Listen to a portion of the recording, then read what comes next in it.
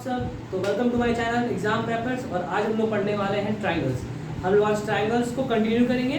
पिछले क्लास में मैंने आपको बताया था कि ट्रायंगल्स के बारे में कुछ बताया था। आज हम लोग उसे कंटिन्यू करवाएं, ठीक है। आज हम लोग ट्रायंगल्स का पार्ट 2 लेके आया हूँ मैं। आज हम लोग जानेंगे ट्रायंगल्स में किन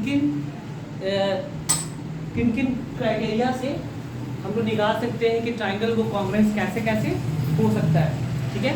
चलिए स्टार्ट करते हैं। सबसे पहले हम लोग जानते हैं कि ट्रायंगल का 3 साइड का 3 एंगल का सम क्या होता है। अगर मान लीजिए ये A है और ये B है, ये C है, तो angle A plus angle B plus angle C क्या होता है? 180।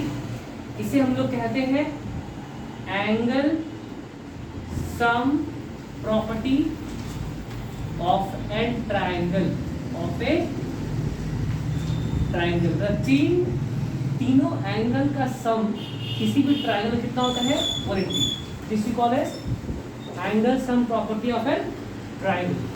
चलो दूसरी बात आती है बाबू कि अगर इस ट्रायंगल को हम लोग एक्सटेंड कर दें, अगर इस ट्रायंगल को हम लोग बाहर एक्सटेंड करें, तो ये जो एंगल होगा, मान लो ये A है, ये B है और ये C है, तो ये जो एंगल होगा A C, मान लो ये D पॉइंट है और यहाँ पर कुछ X है, ये कुछ Y है और ये कुछ Z है।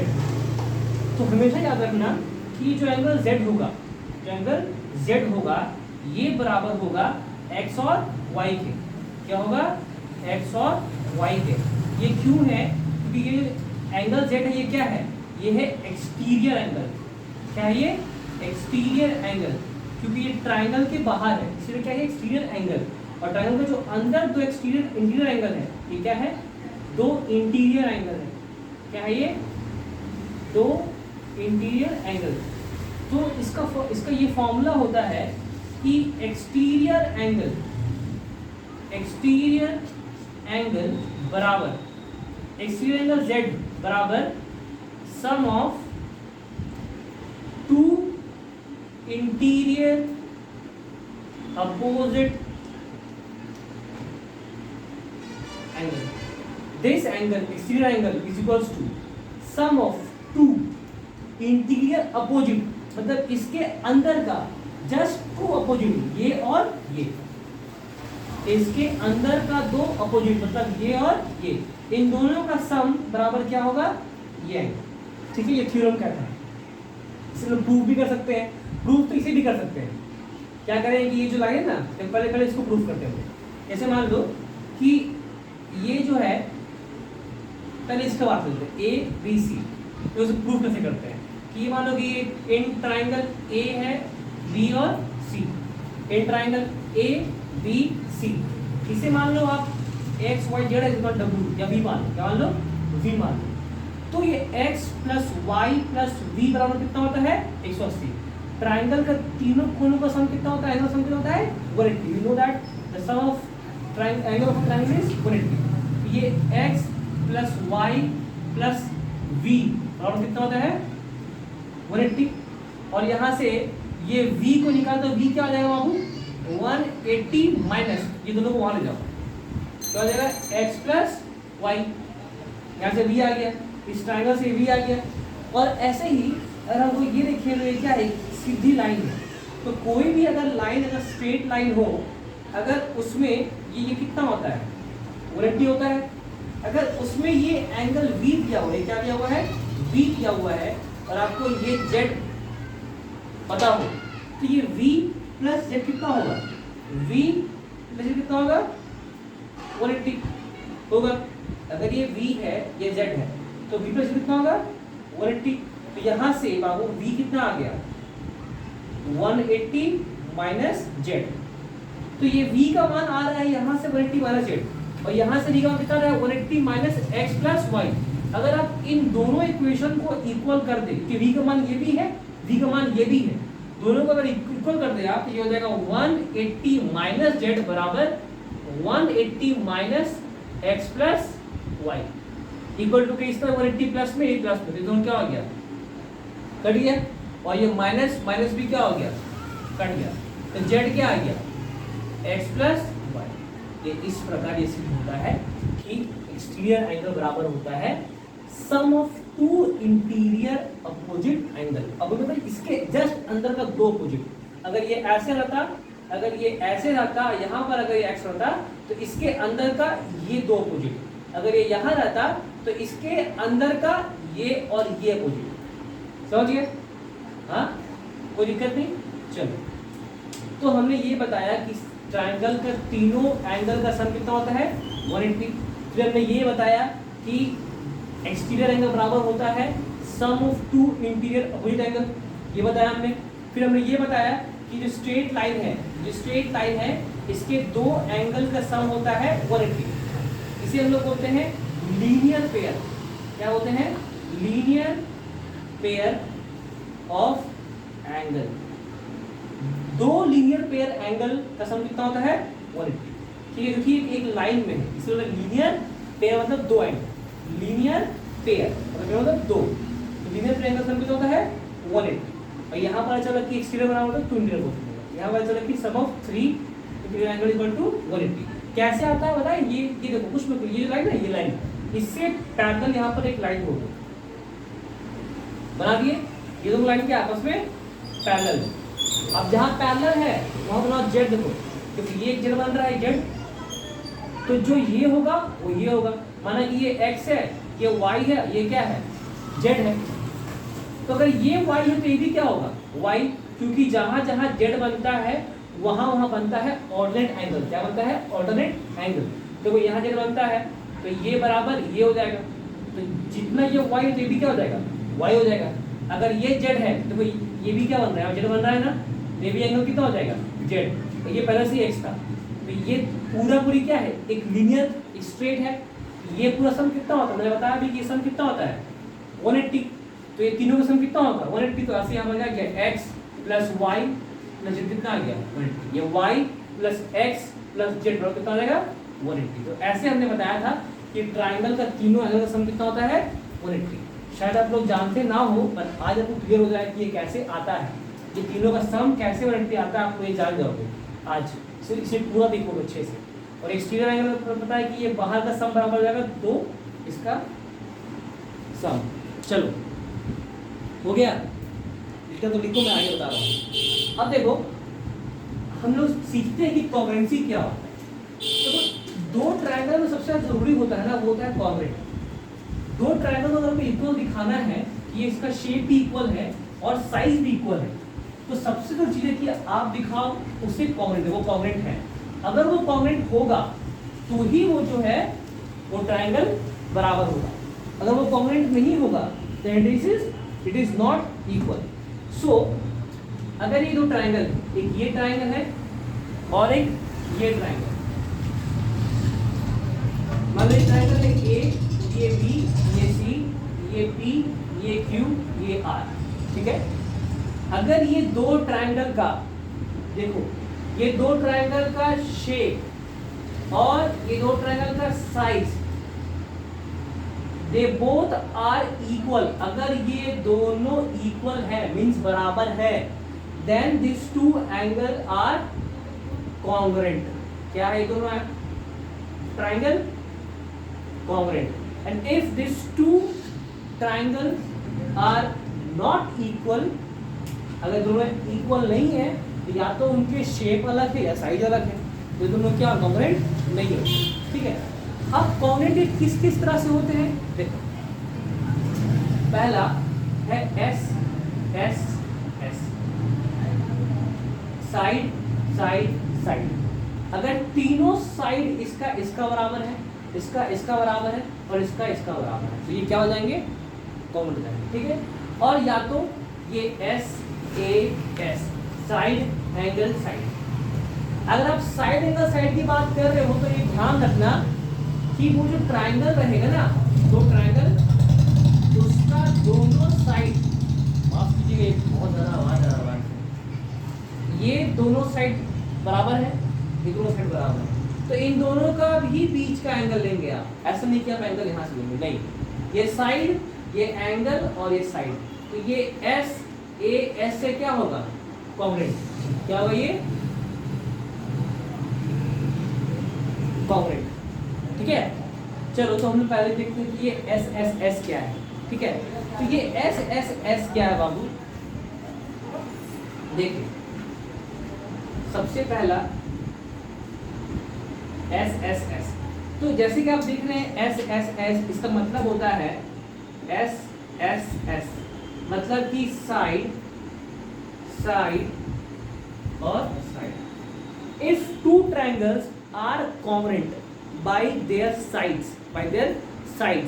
मतलब ये दो ट्रायंगल है, बात मान लो ये दो ट्रायंगल, ये एक ट्रायंगल है और ये एक ट्रायंगल है। अगर ये दो ट्रायंगल है और ये दो ट्रायंगल अगर अपने साइड से बराबर है, मतलब ये ए है, ये आपका बी है और ये आपका क्या है, सी है, ठीक है। ये आपका पी है, ये आपका क्यू है, ये क्या है आपका आर है। अगर ये साइड इस साइड से बराबर है, याद रखना ठीक है, हम लिखते हैं करस्पॉन्डिंग साइड, क्या लिखते हैं, करस्पॉन्डिंग साइड, मतलब कि ये साइड से ये साइड, ये साइड से ये साइड और ये साइड से ये side. If this side is equal to this side and if this side is equal to this side and if this side is equal to this side, then it is congruent by side. लिखो, in triangle ABC and triangle PQR, ABC और PQR दो triangle हैं, एक इनमें AB है जो कि बराबर है किसके, PQ के, क्या बराबर है वो, PQ के। दूसरा आपका BC है जो बराबर है QR के, और तीसरा आपका AC है, जो बराबर है PR, ठीक है। ये साइड दोनों क्या है, बराबर है। Therefore, triangle ABC is equal to congruent triangle PQR by SS। Side से दो ट्रायंगल क्या है, आपस में बराबर है, समझिए। अगर दो ट्रायंगल का तीनों साइड, इससे ये बराबर है, इससे ये बराबर है, इससे ये बराबर है, ऐसा नहीं कि आप इसको इससे ले लिए, नहीं, अगर आप ये लोगे तो आप ये नहीं लोगे, आप करस्पॉन्डिंग साइड लोगे, ये लोगे तो ये लोगे, ये लोगे तो ये लोगे और ये लोगे तो ये लोगे। हाँ, ऐसा हो सकता है कि वो ट्रायंगल घुमा के दिया हो, जैसे कि ट्रायंगल ऐसे दिया हो,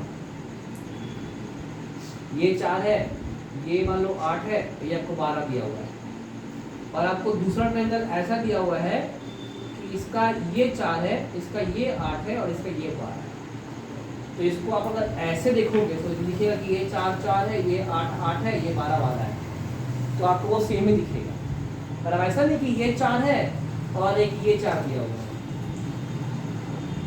और ये 8 है तो ये 12 दिया हुआ है, और ये आपको कुछ और दिया हुआ है, यहाँ 8 दिया हुआ है, तो ये भी तो, हाँ ये देखो ये अलग, ये आपको ये भी सेम हो गया, ये आपको कुछ और दिया है और 11 दिया है, कुछ और दिया है, तो ये कॉन्ग्रुएंट नहीं है, ठीक है।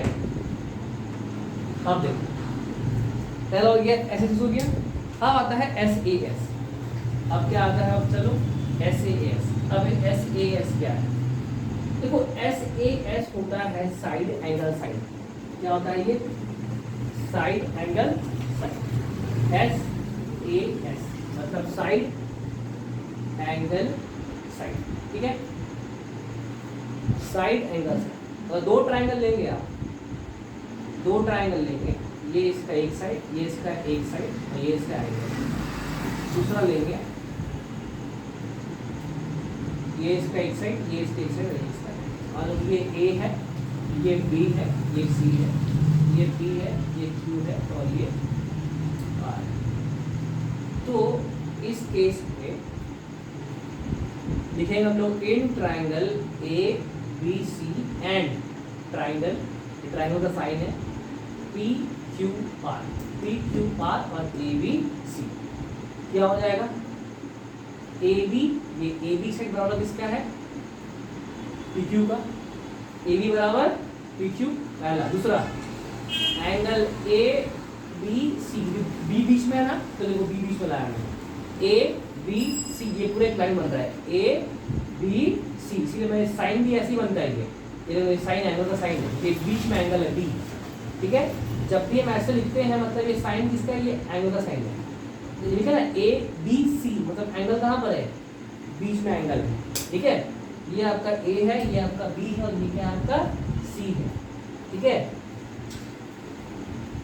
ये आपका ए, ये आपका बी है, तो समझ गए, इसीलिए ऐसे लिखता है ए बी सी बराबर पी क्यू आर, फिर से वही एंगल पी क्यू आर, दोनों क्या है बराबर।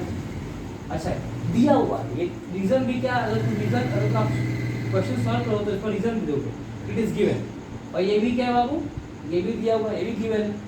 तीसरा देखो, ये बी सी अगर लिए बराबर क्या है क्यू आर, ये भी आपको दिया रहेगा। तो ये देखो साइड एंगल साइड, ये तीन, अगर ये तीनों आपका बराबर आ रहा है दो ट्रायंगल का, तो ये क्या हो जाएगा, then triangle A B C is equal and solve to triangle P Q R by S A, समझ गए। ऐसा ध्यान रखना कि जो एस ए एस है इसको आप ए एस या फिर एस एस ए मत लिखना, गलती हो जाएगा, ये गलत है। आप सॉरी एस ए एस को सॉरी एस एस ए मत लिखना, एस एस ए मत लिखना, या फिर ए एस एस मत लिखना, ये गलती हो जाएगी।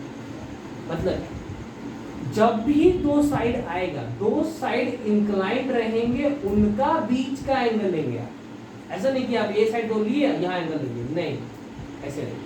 आप अगर ये दो साइड दे रहे हो तो इनका बीच का एंगल लो, अगर आप ये साइड दे रहे हो तो इनका बीच का एंगल लो, समझ गए। अगर आप जब भी लोगे तो ऐसा लो कि इसका इसके बराबर है तो ये बराबर, तो ये दोनों एंगल लो। अगर आप ये ले रहे हो कि ये बराबर है और ये बराबर, तो ये बराबर ये होना चाहिए। Side angle side, side angle side, angle बीच में, दो साइड अलग अलग, दो साइड इंक्लाइंड रहेगा और बीच में उसके बनेगा angle, that is called S A S. अगर आपने ए एस एक्स लिया तो ये एंगल यहाँ पर है, ये साइड और साइड, गलती हो जाएगा, ये एंगल हो जाएगा साइड साइड, गलती है भी नहीं है। अगर एस एस ए लिया तो साइड साइड एंगल, ये भी नहीं होगा। तो आपको ध्यान रखना है कि लेना क्या, आपको लेना है S A S, that will be correct, otherwise it is wrong. तो ये था इस चैप्टर को बनाने के लिए पूरा एक बेसिक, जो मैंने आधा आपको बताया था पिछले क्लास में और आधा मैंने बता दिया आपको इस क्लास में। अब हम लोग क्या करेंगे, करेंगे इसके क्वेश्चंस, क्या करेंगे इसके क्वेश्चंस, और क्वेश्चंस करेंगे एम एल अग्रवाल से। पहले मैं बताऊंगा आपको एम एल अग्रवाल के सारे जितने भी एक्सरसाइज के क्वेश्चन है वो कराऊंगा, फिर मैं बताऊंगा आपको आर एस अग्रवाल, ठीक है। तो आज के लिए इतना ही, मिलते हैं आपके नेक्स्ट वीडियो में, तब तक के लिए आप बनाइए और फिर नोट्स बनाइए। और जितने भी आलसी बच्चे हैं वो तो खैर कोई बात नहीं, वीडियो देख लो, पर फिर भी आप कोशिश करो कि वीडियो देख के नोट्स बनाओ, और मैं आपको एकदम एक साथ जितने बता रहा हूँ उतना नोट्स बनाओ, बिल्कुल आपका हो जाएगा, कंप्लीट हो जाएगा, ठीक है। चलो बाय।